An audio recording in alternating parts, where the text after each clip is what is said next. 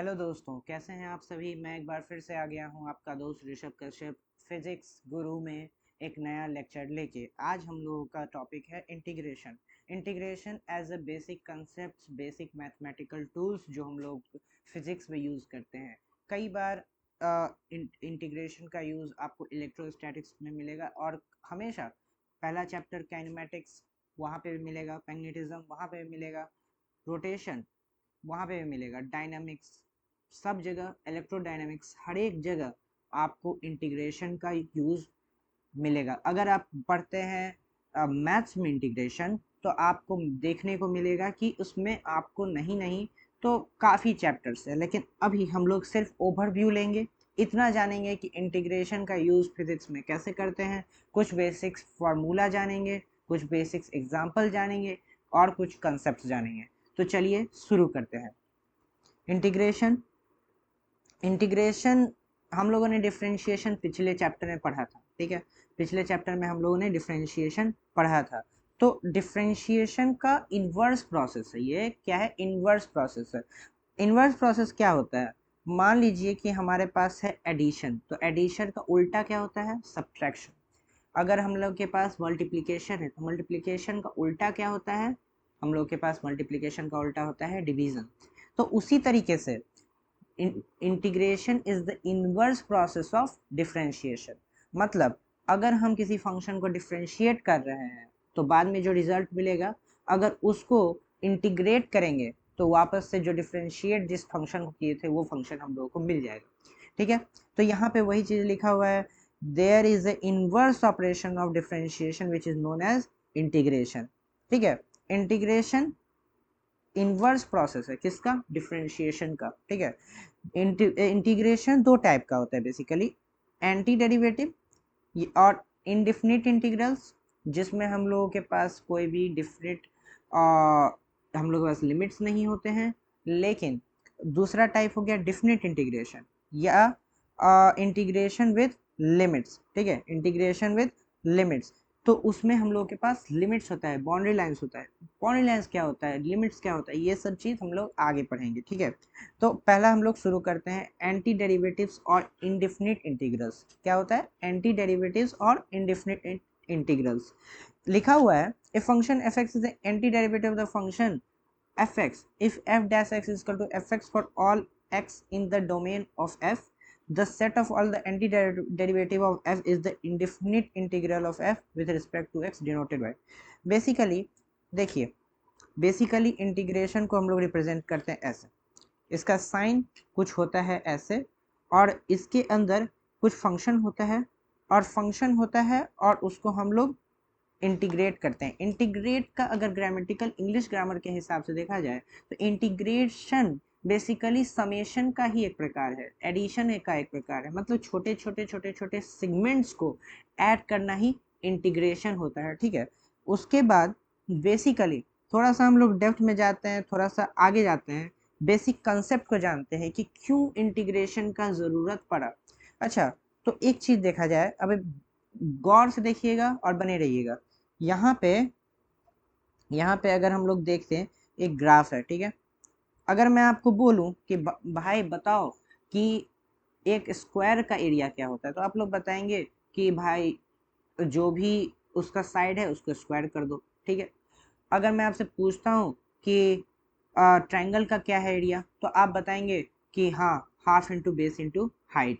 लेकिन अगर मैं आपको बोलूँ कि कोई भी एक ऐसा बॉडी है, ठीक है, उसका एरिया कितना है, मतलब कोई एक ऐसा बॉडी है, ठीक है, कोई एक ऐसा बॉडी है जो यहाँ से यहाँ तक कॉरेस्पॉन्ड करता है, यहाँ से यहाँ तक एरिया छेकता है ग्राफ में, वो एक्स इजकल टू ए से लेके एक्स इजकल टू बी तक एरिया रखता है। अगर मैं आपको बोलूँ कि इसका एरिया क्या होगा, तो आप शायद नहीं बता पाएंगे, क्योंकि इसका कोई डिफिनिट शेप नहीं है, नहीं बता पाएंगे। तो इसके लिए साइंटिस्ट ने एक प्रोसेस किया, एक एक मेथड अपनाया। वो मेथड क्या है कि इसको छोटे छोटे छोटे छोटे इतना छोटा इतना छोटा इतना छोटा सेगमेंट्स में बांट दिया, ठीक है। इतना छोटा सेगमेंट्स में बांट दिया, और आप देख रहे होंगे, अब यहाँ पे तो मैं अपने हाथ से थोड़ा सा ज़्यादा बड़ा बना दे रहा हूँ, लेकिन एक्चुअली में इसको इनफाइनेटिसिमल स्मॉल सेगमेंट्स में इसको बांट दिया गया। ऐसे ही करके कंटिन्यू करके इसको बांट दिया गया। अब बेसिकली यहाँ पे आपको अगर देखने को मिलेगा कि अगर मान लीजिए अगर मैं इसको छोटा सेगमेंट्स में दिखाने का कोशिश करूँ, तो मान लीजिए कि अगर इतना कोई एक यहाँ पे है और एक जस्ट इसके बगल में है, तो अगर माइक्रोस्कोपिकल लेवल पे अगर देखने को मिलेगा तो एक चीज सबको देखने को मिलेगा कि वहां पे जो कर्व है वो कर्व एकदम फ्लैट हो जाता है। क्या हो जाता है? फ्लैट हो जाता है। मान लीजिए कि अगर ऐसा है कर्व, ठीक है, मान लीजिए अगर ऐसा है कर्व और वो कर्व में आप एकदम छोटा लेवल मान लीजिए यहाँ पे और एकदम इसके बगल में, तो ये एकदम फ्लैट हो जाएगा, एकदम फ्लैट हो जाएगा। क्या हो जाएगा? एकदम फ्लैट हो जाएगा। तो आप इस तरीके से यहाँ पे छोटे छोटे सेगमेंट्स में आप बांट सकते हैं, और वो छोटे छोटे सेगमेंट्स का जो ब्रेथ होगा, जो मोटाई होगी, उसको छोटा dx माना गया। क्या माना गया? dx माना गया। हम लोगों ने पता किया कैलकुलस में छोटे चीज़ों को d से रिप्रेजेंट करते हैं और उससे कॉरेस्पॉन्डिंग जो वेरिएबल होता है उसके साथ अलाइंड होते हैं। मतलब अगर वेरिएबल a में है तो dA बोलेंगे, अगर वेरिएबल b में है तो dv बोलेंगे, अगर x में है तो dx बोलेंगे। तो यहाँ पे छोटा सेगमेंट्स को हम लोग dx मान रहे हैं, और इसके लेंथ को हम लोग बेसिकली जो लेंथ है, जितना हाइट तक ये गया है, उतना हम लोग वाई कोऑर्डिनेट में वो हाइट हो जाएगा।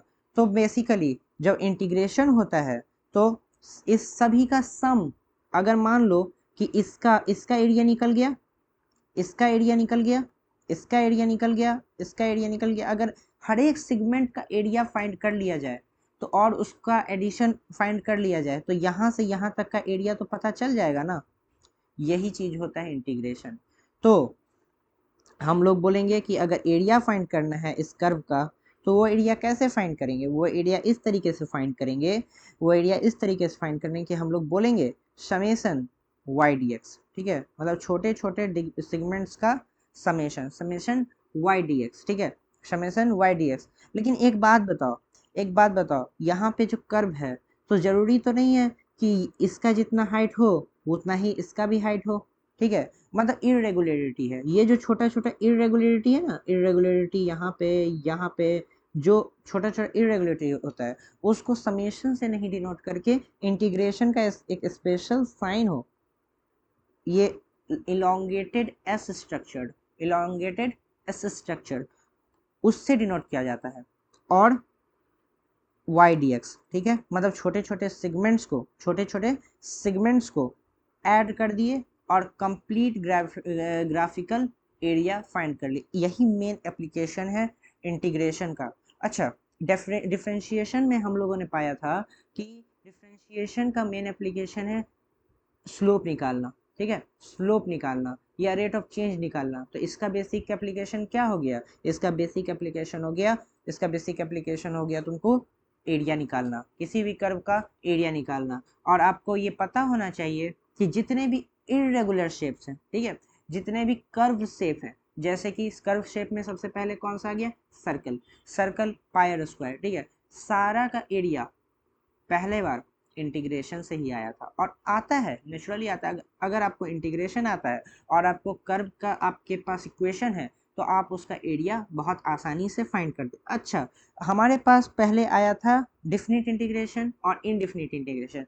कुछ नहीं है, उतना बुद्धि नहीं लगाना है, सिंपल दिमाग में सोच बात करना है। डिफिनिट मतलब क्या होता है? डिफिनिट मतलब होता है तय, जो पहले से डिफाइंड है, जो पहले से डिफिनिट है कि हाँ ये होना है। तो पहले से जिसका लिमिट बताया गया है कि कहाँ से कहाँ तक एरिया निकलना है, जैसे यहाँ पे मैंने बोल दिया कि x इजकल टू a से x इजकल टू b तक एरिया बता दो। ठीक है, तो वो पहले से अगर बता दिया गया तो वो डिफिनिट इंटीग्रेशन हो गया। अगर उसका लिमिट स्पेसिफाई कर दिया तो डिफिनिट इंटीग्रेशन हो गया। अगर लिमिट स्पेसिफाई नहीं किया गया तो वो इनडिफिनिट इंटीग्रेशन हो गया। जैसे कि यहाँ पे ये लिखा हुआ है, यहाँ पे ये लिखा हुआ है, अगर यहाँ पे ये लिखा हुआ है, ठीक है, यहाँ पे कोई लिमिट नहीं स्पेसिफाई किया कि कहाँ से कहाँ तक एरिया फाइंड करना है। ठीक है, तो इसको सिंपल बोलेंगे इनडिफिनिट इंटीग्रेशन, मतलब इनडिफाइन है, अनडिफाइन है, इसका कोई लिमिट नहीं है, कोई लिमिट स्पेसिफाइड नहीं है। तो इसी तरीके से यहाँ पे हम लोग का ये पार्ट हो जाता है।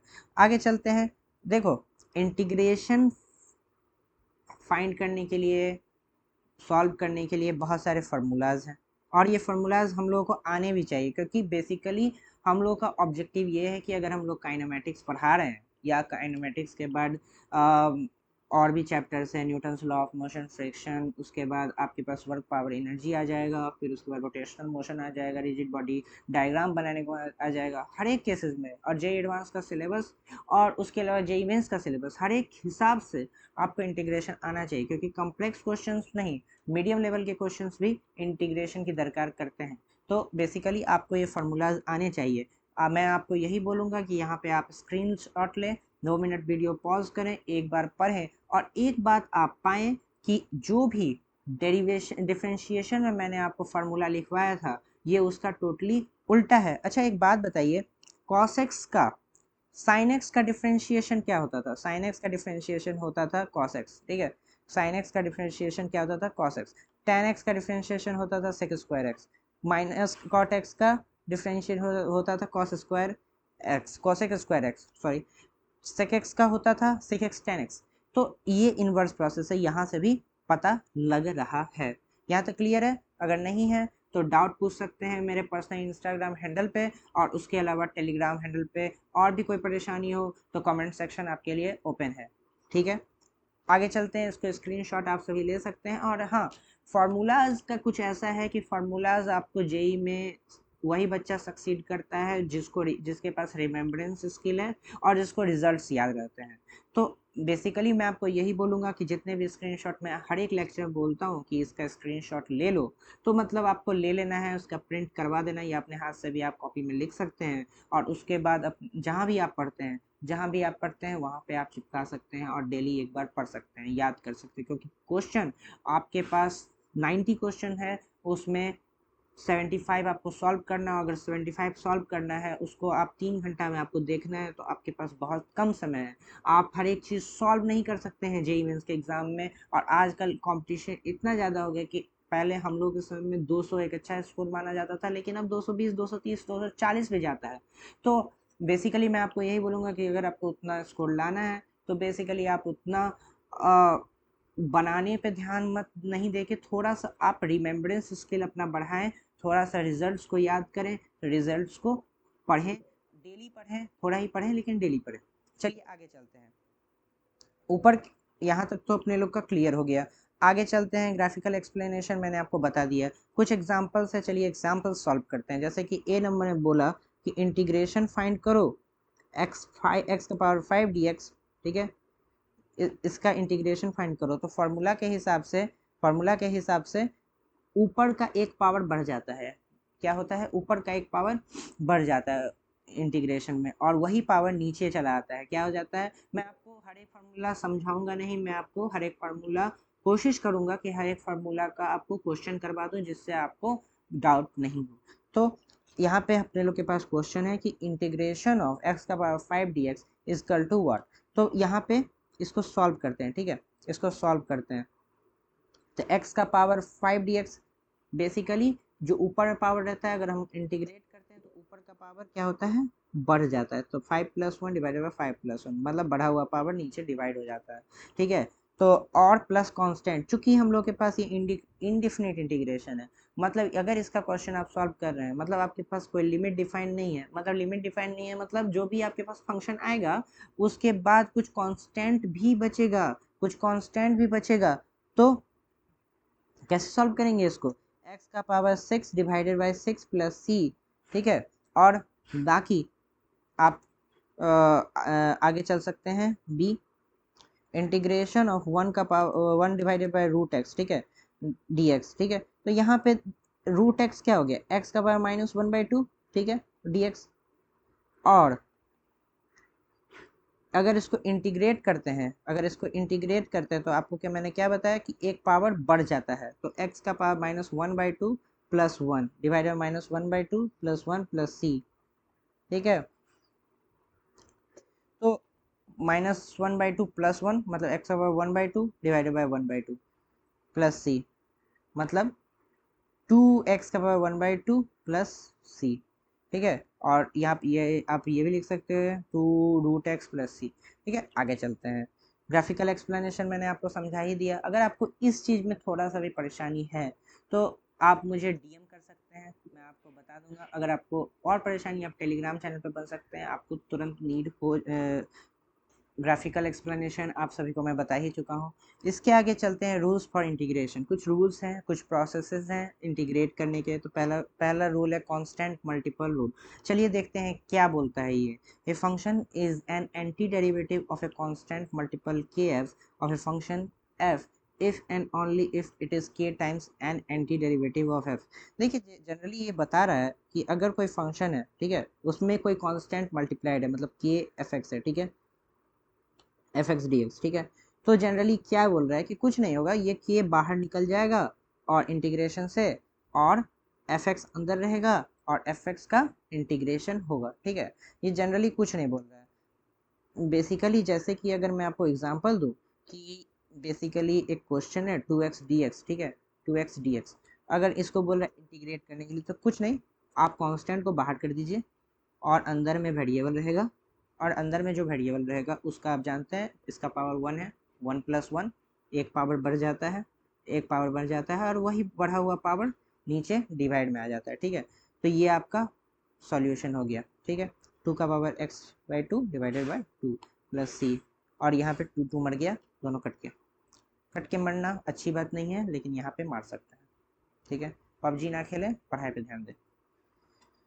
नेक्स्ट क्वेश्चन है सम एंड डिफरेंस रूल, ठीक है। अगर मान लो यहाँ पे लिखा हुआ है function is anti derivative, a function is anti derivative of a sum और difference F plus minus G, मतलब दो फंक्शन है, दोनों एडिशन में है या सब्ट्रैक्शन में है।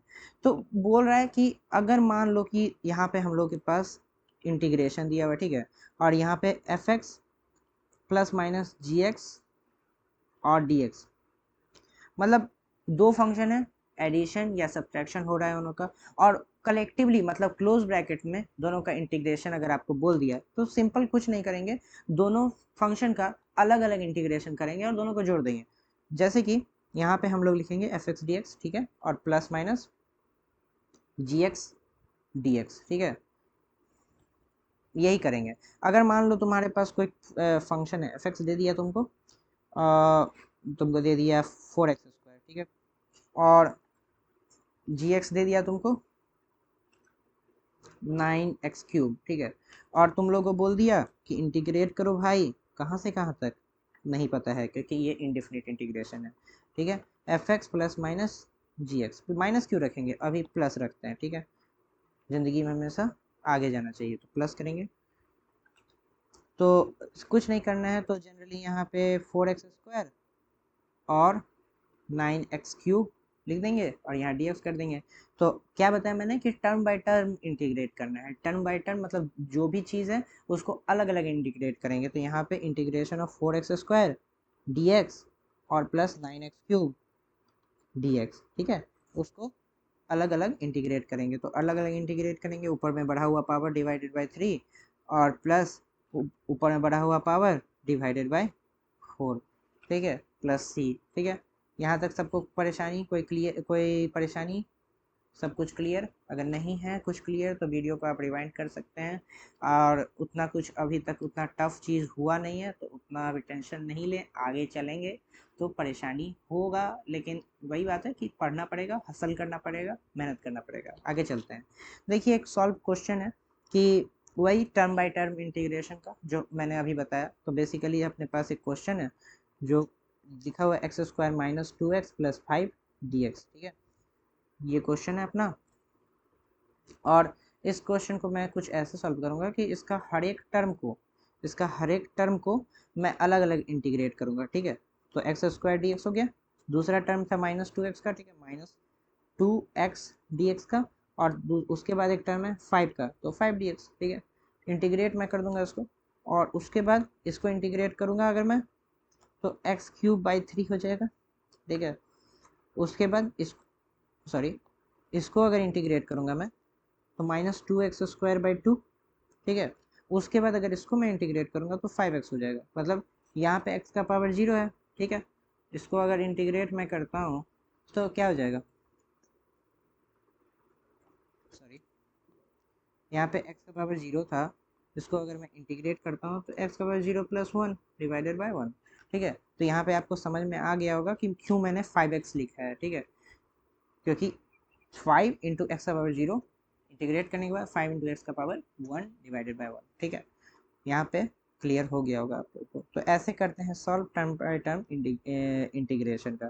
ठीक है, दूसरा है रूल्स ऑफ सब्स्टिट्यूशन। क्या है? Rules of substitution. सब्स्टिट्यूशन कैसे करते हैं? अच्छा, ये बहुत अच्छा एक टॉपिक हो सकता है, क्योंकि कई बार लोगों को यहाँ पे बहुत परेशानी होता है, बहुत ज़्यादा परेशानी होता है।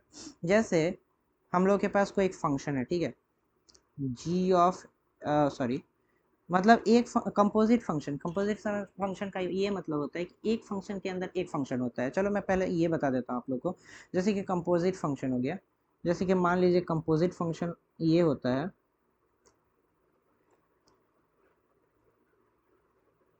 ठीक है, जैसे कि मान लीजिए कि log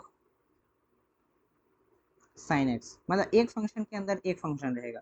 नॉर्मली log x नहीं, log 2 नहीं, सीधा log sin x, मतलब इसके अंदर एक, जैसे अगर मान लीजिए एक और एग्जांपल में लिख सकता हूँ 9x², 9 साइन एक्स नहीं, साइन एक्स नहीं, साइन एक्स स्क्वायर, या साइन लॉग एक्स। ठीक है, ये भी एक कंपोजिट फंक्शन है। तो कंपोजिट फंक्शन होता है कि एक फंक्शन के अंदर एक फंक्शन दिया हो।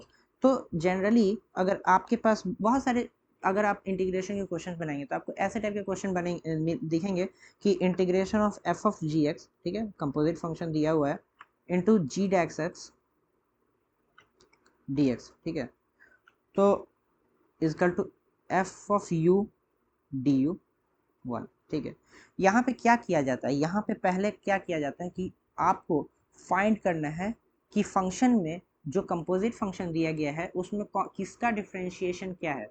इस ये आपको ऐसे समझ में नहीं आएगा। जैसे कि मैं आपको एक क्वेश्चन करके दिखा सकता हूँ, एक अच्छा क्वेश्चन मेरे पास है।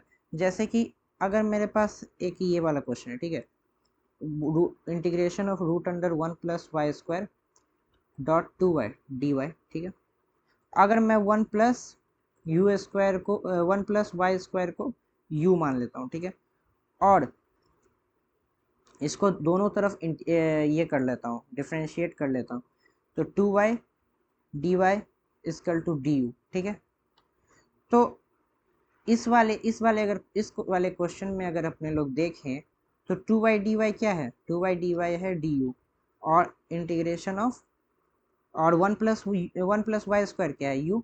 तो बोल सकते हैं कि 1 + y² की जगह u रख देंगे और 2y dy की जगह du रख देंगे। तो बेसिकली आपको एक चीज़ देखना पड़ेगा, इसमें क्वेश्चन को रीड करना पड़ेगा, रीड करके आपको समझना पड़ेगा, देखना पड़ेगा कि किसका डिफ्रेंशिएशन कौन है, किसका डिफ्रेंशिएशन कौन है, किस टर्म का डिफ्रेंशिएशन कौन है, और उसके हिसाब से आपको फिर डिफ्रेंशिएट करके आपको सब्सटीट्यूट करना पड़ेगा। सब्सटीट्यूट का मतलब यही होता है कि आप उसके वैल्यू की जगह किसी और चीज़ का वैल्यू डालें जो उसके बराबर हो।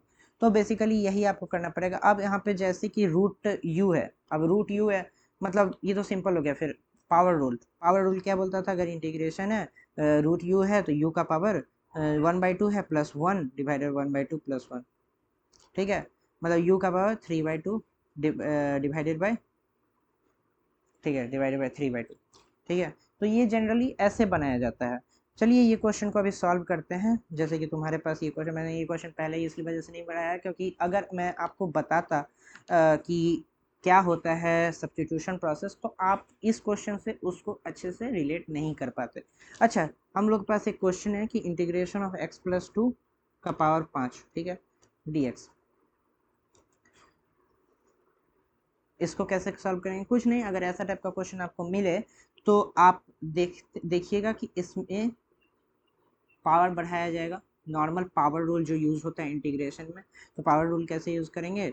पावर रूल ऐसे कर, और ऐसे भी अगर आप नॉर्मल सब्स्टिट्यूशन प्रोसेस भी अगर ऐड करते हैं, तो लेट की हम लोग मान लेते हैं x+2 इजकल टू 8। ठीक है, डिफ्रेंशिएट करेंगे दोनों साइड, डिफ्रेंशिएट करेंगे दोनों साइड, मतलब लेट कर लिए, एज्यूम कर लिए, डिफ्रेंशिएट करें दोनों साइड, x का डिफ्रेंशिएशन क्या होगा? 1, कोई कांस्टेंट नंबर। ठीक है, x का पावर 0 नीचे। ठीक है, तो 1 और dx equal to D A, मतलब dx equal to D A. तो सब्स्टिट्यूट अगर करेंगे ये वाला, मतलब dx equal to D A आ गया अपना। ठीक है, तो x+2 क्या था? a का पावर 5 इंटू डी ए। अब सिंपल क्या करना है, सिंपल यही करना है कि ए का पावर 5 है, ए का पावर 5 का एक पावर बढ़ा दो, जो कि पावर रूल हम लोग पढ़े हैं इंटीग्रेशन में। ए का पावर 5 का एक पावर बढ़ा देंगे तो क्या आ जाएगा, divided by 5 plus 1 plus C. और यहाँ पे अंत में क्या करें, एक ए आपने क्या माना था, यहाँ पे आपके पास आ गया ए का power 6 divided by 6 plus C, और ए के जगह पे आप x प्लस 2 का power 6 divided by 6 plus c. Simple बात है, सिंपल, उतना रॉकेट साइंस नहीं है। थोड़ा सा फार्मूला, थोड़ा सा दिमाग, थोड़ा सब कुछ आप समझेंगे तो आसानी से आपको समझ में आ जाएगा, ठीक है। यहाँ पे आप पढ़ेंगे डिफिनिट इंटीग्रेशन। डिफिनिट इंटीग्रेशन कुछ नहीं भाई, यहाँ पे जितना चीज़ आप लोगों ने पढ़ा था फार्मूला वही एप्लीकेबल है, सब कुछ वही एप्लीकेबल है, बस आपको लिमिट दे देगा, लिमिट दे देगा, ठीक है। अगर अपने पास इंटीग्रेशन है, ठीक है, b a f x d x, वो इसका कुछ नहीं मतलब है, मतलब एफ ये बोल रहा है तुमको बोल रहा है कि एरिया निकालो कहाँ से कहाँ तक, एक्स इजकल टू ए से एक्स इजकल टू बी तक, ठीक है। एक्स इजकल टू ए से लेके एक्स इजकल टू बी तक एरिया निकालने के लिए बोल रहा है, ग्राफिकल एरिया निकालने के लिए बोल रहा है। तो अगर सबसे पहले तो भाई इंटीग्रेट करेंगे, इंटीग्रेट करने के बाद अगर एफ एक्स का इंटीग्रेशन जी एक्स आता है, ठीक है, एफ एक्स का इंटीग्रेशन जी एक्स आता है, तो जी एक्स का दो लिमिट बी से ए तक, मतलब ए से बी तक, और इसको बोला जाता है अपर लिमिट, अपर लिमिट, और इसको बोला जाता है लोअर लिमिट, ठीक है, इसको बोला जाता है लोअर लिमिट। तो एक बार डिफ्रेंशिएट कर दोगे, अगर एफ एक्स का इंटीग्रेशन, सॉरी, एफ एक्स का इंटीग्रेशन जी एक्स है, तो जी एक्स को पहले एक्स के जगह पे तुम बी रखोगे, फिर एक्स के जगह पे ए रखोगे, ठीक है, और सॉल्व कर लोगे। यही बेसिकली तुम्हारा डेफिनेट इंटीग्रेशन था, उतना कुछ रॉकेट साइंस नहीं है, बस समझना है। चलिए कुछ क्वेश्चन सॉल्व करते हैं बेसिक डेफिनेट इंटीग्रल्स का, ठीक है।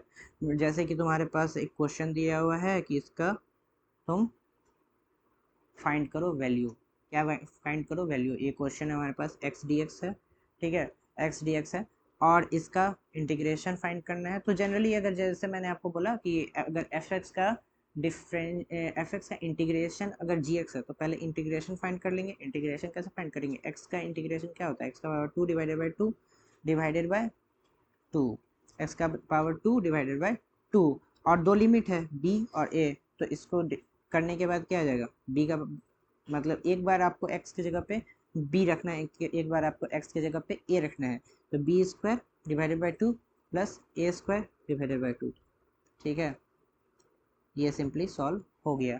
तो यही करना है, और यहाँ पे आपको हमेशा स्पेसिफाई करके दे देगा कि कौन बड़ा है कौन छोटा है, और किस तरीके से, मतलब जीरो से बड़ा है कि जीरो से छोटा है। तो बेसिकली देखिए ये आप लोग का इंटीग्रेशन पार्ट हो गया। तो चलिए एक छोटा सा पार्ट हम लोग का इंटीग्रेशन का ख़त्म हो गया, और अच्छा चैप्टर था, छोटा चैप्टर था, काफ़ी हेल्पफुल हो जाता है, कई कई बार बच्चों के लिए सर का दर्द बन जाता है ये चैप्टर, इस वजह से भी, क्योंकि अगर मैथ अगर फिजिक्स पढ़ते हैं लोग, फिजिक्स पढ़ते हैं तो हम लोग समझते हैं कि उसमें मैथ्स का बहुत यूज़ होता है। बच्चे इस वजह से फिजिक्स को हेट नहीं करते हैं कि भाई थ्योरी में परेशानी हो रहा है, थ्योरी में किसी को परेशानी नहीं होता है, सभी को लगता है कि हाँ ये चीज़ होता है और ये चीज़ फील भी होता है, लेकिन परेशानी आ जाता है ना जब न्यूमेरिकल सॉल्व करते हैं बच्चे, जब न्यूमेरिकल्स बच्चे सॉल्व करते हैं तब परेशानी होने लगता है उनको, क्योंकि मैथ्स नहीं आता है अच्छे से। तो मैं तो यही बोलूँगा, सेशन का स्टार्ट है, पढ़ाई का स्टार्ट है, आप हर एक चीज़ को याद करते जाएँ, छोटी छोटी चीज़ों को, छोटे छोटे रिजल्ट्स को याद करते जाएँ, क्योंकि जिसका जिसका आज तक रैंक आया है वो उन्होंने रिजल्ट याद किया था। और अगर आप हर सोचेंगे कि हर एक क्वेश्चन को आपको बनाना है, तब तो भाई परेशानी हो जाएगी। तो चलिए ठीक है, तब तक के लिए पढ़ते रहें, हंसते रहें और मेहनत करते रहें। Tata bye bye.